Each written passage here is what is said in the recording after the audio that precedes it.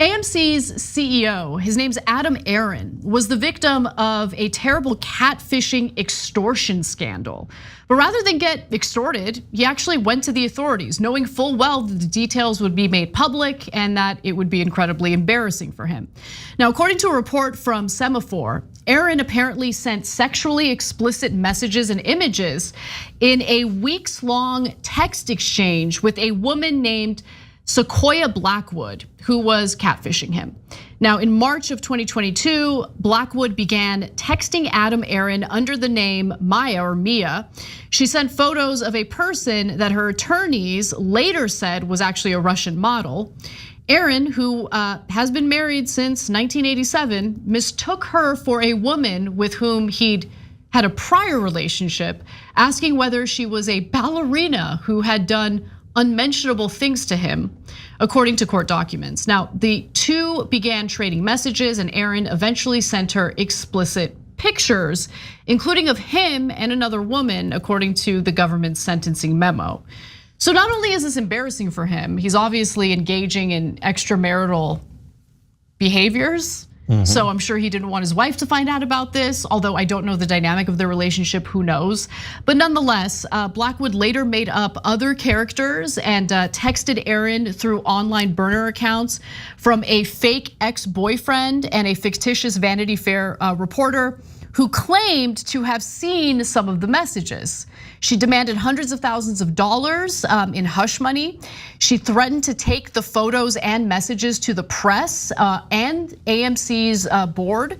At one point, she also texted Aron the unlisted cell phone numbers of 6 directors on the board, which is terrifying. I don't know how she managed to obtain those unlisted phone numbers.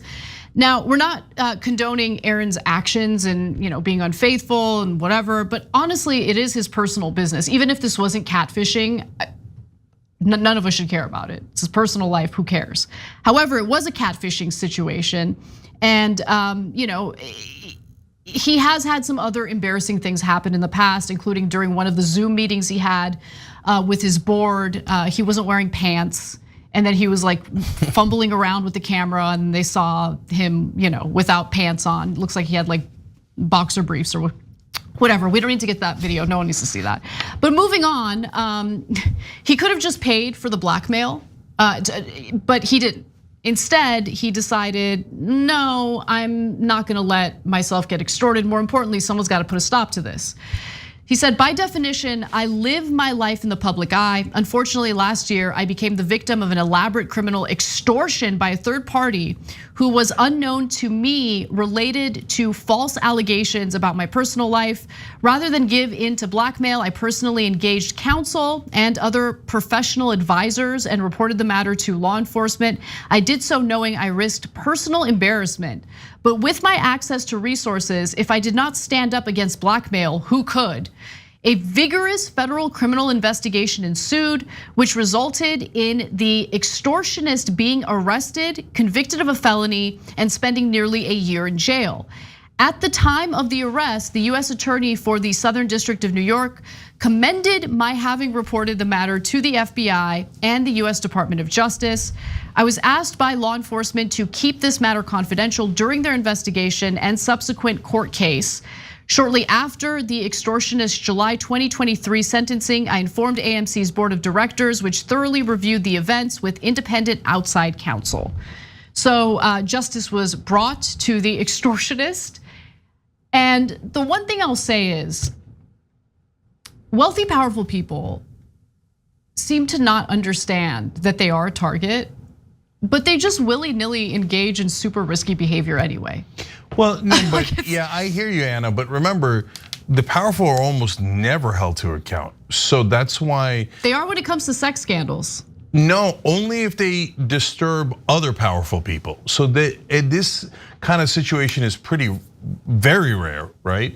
But it's all about money and power. So let me explain what I'm saying. So first off, I agree with Anna 100%. More power to this brother for fighting back against this and getting this person arrested and end this nonsense, right?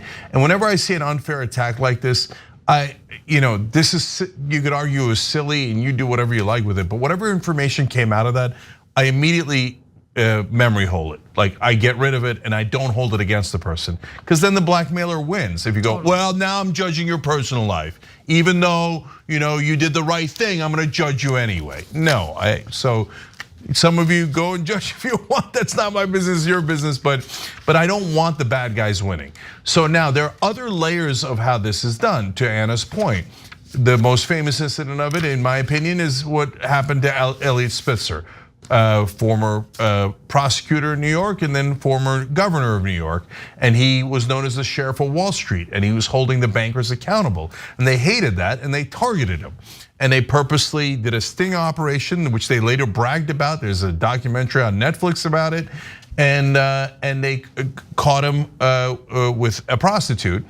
And then everybody shamed him, and they said, shame, shame. They threw tomatoes out. They didn't, but they might as well have. It's like a scene out of Game of Thrones. And they got rid of their political opponent. The bankers went back to ripping us all off and laughing their asses off, going, ha ha, it's a sex scandal.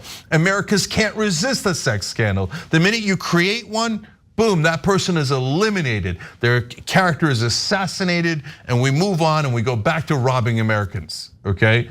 So my main thing to you guys is please don't fall for it.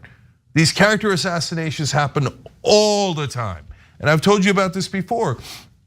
When people wanted to target me because we're setting up Just Democrats, different things that I did, they called every woman who's ever worked here.